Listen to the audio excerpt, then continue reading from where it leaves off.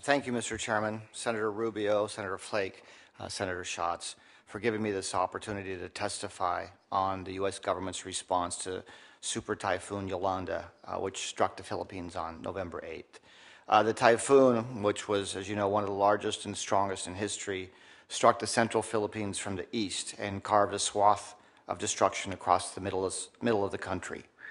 Hardest hit were Leyte, which is the site of General MacArthur's return to the Philippines in 1944, Samar, and a series of other islands.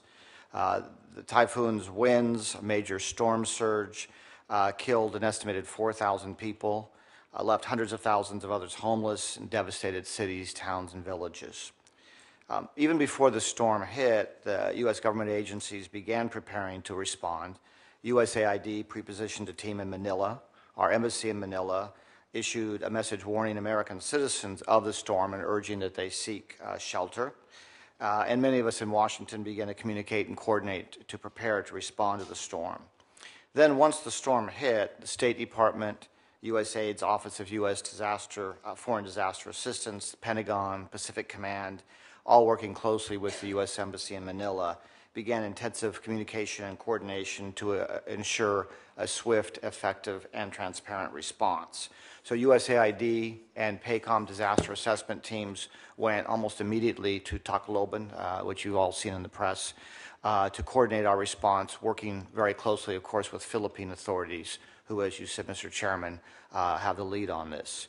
There was an immediate agreement throughout the administration at all levels on the need for a rapid, effective response, both because of the scale of the disaster and because, as you said, Mr. Chairman, because the Filipinos are longtime friends and allies of the United States. So Jeremy is going to describe in detail the efforts on the ground. What I'd like to do is highlight that the U.S. government's response has been, I think, extremely well coordinated and substantial. Within a few days of the disaster, USAID had announced $20 million in humanitarian assistance, and just a few days ago announced an additional $10 million in assistance. So as of yesterday, combined U.S. government assistance in response to the disaster totaled $37 million. That includes $7 million of Defense Department funds. Our military, as you know, has deployed substantial assets to assist, and with the help of USAID colleagues and U.S. military on the ground, our assistance is reaching people in the affected areas and is making a difference. And of course, U.S. companies, foundations, and private citizens are also contributing. President Obama and Secretary of State Kerry have called their Philippine counterparts to offer condolences and assistance and to stress our commitment to helping the Philippines respond to and recover from this disaster. At the State Department, we set up a crisis response task force to monitor developments and try to identify any obstacles to effective relief supply and make sure we were well coordinated, as well as deal with calls, a lot of calls from concerned American citizens. Our embassy in Manila continues to play a very crucial role. It's kind of serving as a platform for coordination where all the agencies working through that to coordinate with Philippine authorities and private organizations as well. The State Department and the embassy have a special responsibility for helping American citizens caught up in the disaster. There are now 5 confirmed Americans' deaths caused by the typhoon. The State Department and the embassy have been working pretty much around the clock to assist the families of those victims, but also have received nearly 1,000 requests for information from U.S. citizens or on U.S. citizens in the disaster area.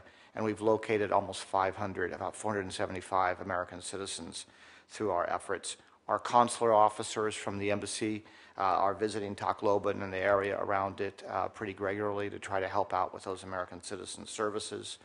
And we continue, of course, to work very closely with the Philippine authorities, making sure to address any security concerns, again, identifying any obstacles to relief, and asking them constantly what more they need so that our response is effective and targeted.